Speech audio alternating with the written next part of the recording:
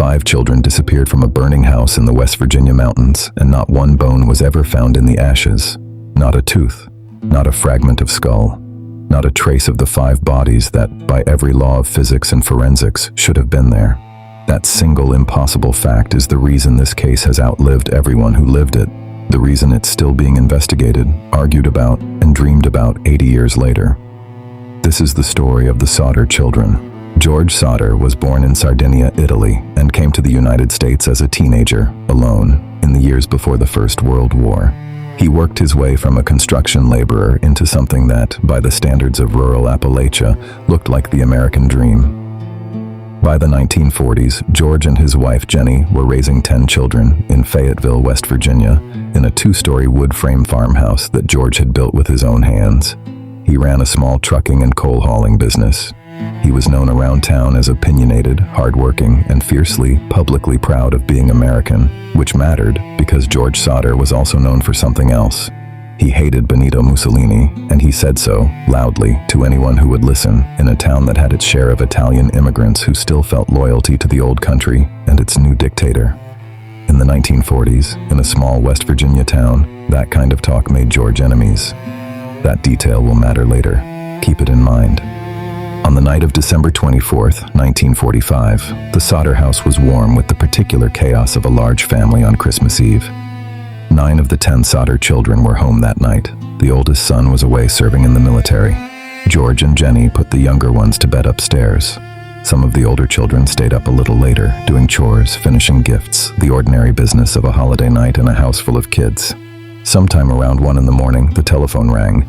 Jennie Sodder answered it, half asleep. A woman's voice, unfamiliar, asked for a name Jennie didn't recognize.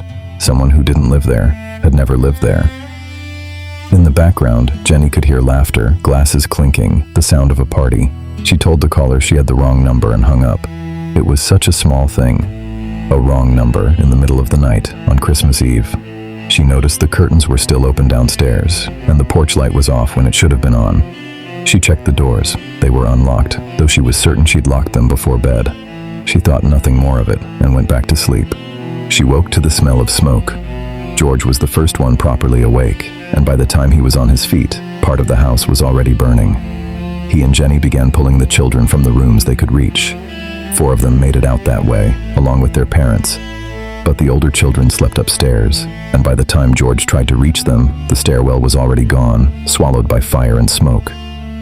What George did next is the part of this story that investigators would spend decades trying to explain away, and the part the Sodder family would spend the rest of their lives insisting could not be explained away.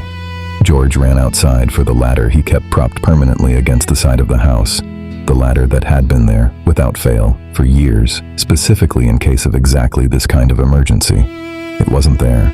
It would later be found at the bottom of an embankment more than 75 feet from where it always stood, as if someone had carried it there and thrown it down the slope. Without the ladder, George ran for his trucks. He owned 2, parked exactly where he always parked them, and he had driven both of them earlier that same day without any trouble. Now, in the one moment he needed them, neither would start. Not a splutter, not a turn of the engine, nothing. Years later, a mechanic would examine both vehicles and find no mechanical reason for the failure. Jennie ran for the phone to call the fire department. The line was dead, not busy, dead, in a way that a lineman would later determine was consistent with the wire having been deliberately cut, not burned through by the fire, which hadn't yet reached that part of the house. With no ladder, no working truck, and no working phone, George and the surviving children ran to neighboring houses, pounding on doors, screaming for anyone with a telephone that worked. Someone eventually reached town and got word to the fire department. Fayetteville's fire station was less than 2.5 miles from the Sodder home. On a normal call, that's minutes. The fire truck did not arrive until 8 o'clock the next morning, nearly 7 hours after the fire began. Part of the delay, it later emerged, was almost darkly absurd. The fire chief, F.J. Morris, did not know how to drive his own department's truck, and there was no one else immediately available who did. By the time help finally arrived, the entire house had already collapsed in on itself. It had taken less than 45 minutes to burn to the ground completely, long before any truck could have made a difference anyway. What was left, by morning, was a smoking pit of ash and collapsed timber where a house had stood the night before. George and Jennie stood over it, having just lost, in the space of a few hours, 5 of their 10 children. Maurice, 14 years old, Martha, 12, Louis, 9, Jennie Irene, 8, and Betty, the youngest of the missing, only 5 years old. The state fire marshal's investigation was brief, astonishingly brief, for a fire that had supposedly killed 5 people. Most fatal fire investigations of that severity, then and now, take days or weeks. This one took a matter of hours. Officials concluded the fire had started from faulty wiring and that the 5 missing children had burned completely in the blaze. Case closed. A death certificate was issued, and the incident was formally recorded as an accident. George and Jennie Sodder did not believe it for one single day, and here is the fact that made it impossible for them to believe it. A fire hot enough to completely cremate 5 human bodies, bone included, has to sustain an extraordinary, almost laboratory-level temperature for an extended period of time. Investigators and forensic experts consulted afterwards said a house fire, even a severe one, essentially never achieves that. Bone survives structure fires, it survives building collapses. It is, forensically speaking, exactly the kind of evidence that turns up even in the worst fire scenes. In the ashes of the Sodder house, there was none, not a fragment. And then the family started remembering things that, on their own, had seemed like nothing.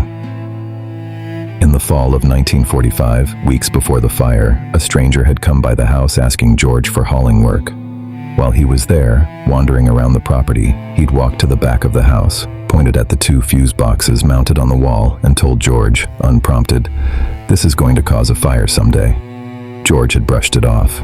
Faulty wiring was hardly an unusual comment to make about an old farmhouse. Then there was the life insurance salesman. Sometime that same October, a man had come to sell George a policy. George turned him down. The salesman didn't take it well. According to what George recounted afterward, the man grew angry and told him that his house was going to go up in smoke and that his children were going to be destroyed because of, in the salesman's words, the dirty remarks George had been making about Mussolini. 2 strangers, 2 warnings, both involving fire, both in the weeks leading up to a fire that killed 5 children and left no bodies, and a father who had spent years publicly criticizing a fascist dictator in a town where that dictator still had sympathizers in the final months of a world war that had just ended with that dictator's execution. George and Jennie became convinced their children had not died in that fire at all. They believed the fire had been set, deliberately and possibly in retaliation for George's politics, as cover for something else, the kidnapping of 5 children, taken alive, while the house burned behind them to erase any evidence they had ever been there.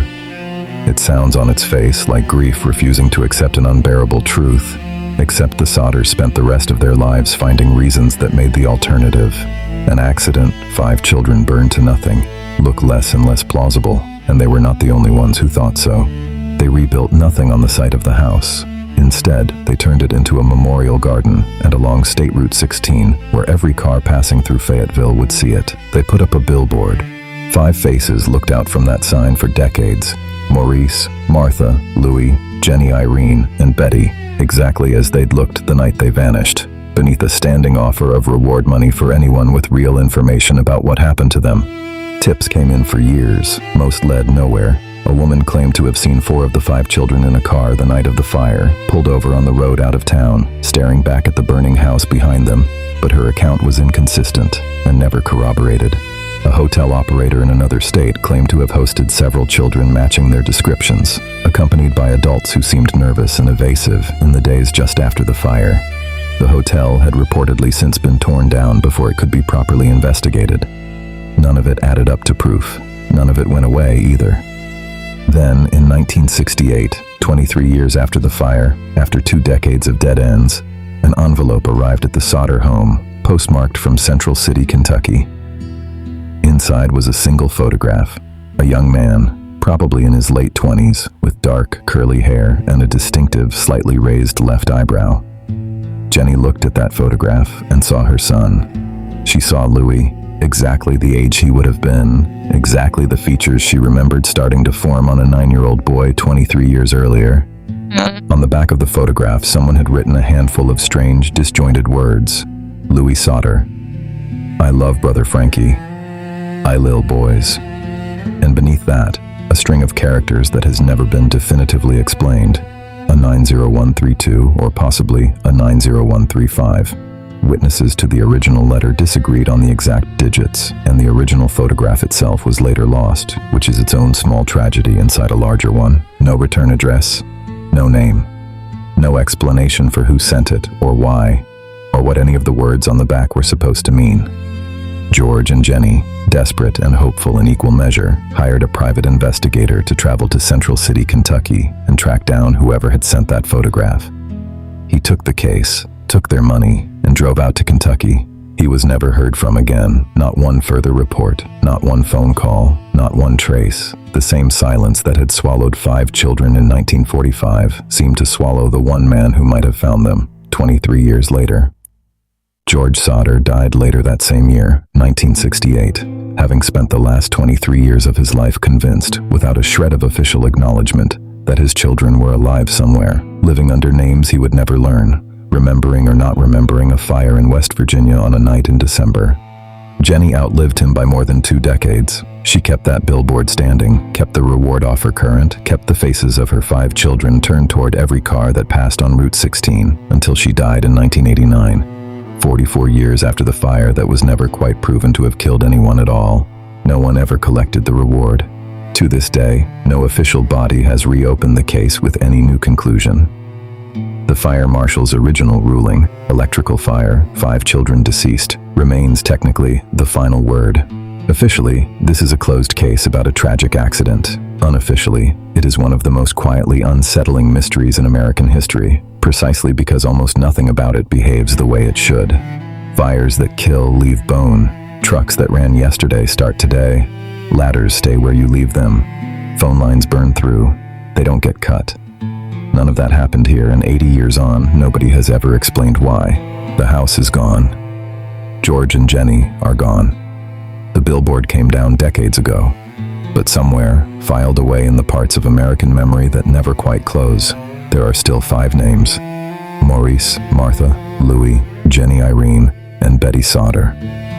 5 children who went to bed on Christmas Eve, 1945, in a house that was standing when they closed their eyes, and were never seen again. This is The Abyss Narrator. If this story unsettled you, subscribe. It's what keeps the algorithm from burying the next one. Send a star on Facebook if you're watching there. It's the only way to tell me you want more of the stories history tried to forget. And down in the comments, tell me, what forgotten American tragedy or legend should we dig into next? We'll see you in the next one. For more stories, leave us your comments and let us know which legend or true story you'd like us to investigate and bring to life here on your favorite channel. Don't forget to visit our online store. We'll be adding new products for the upcoming Halloween celebrations. If you have your own designs, you're also welcome to send them to us. We'd love to see your ideas. You'll find the link to our store in the bio of your favorite channel.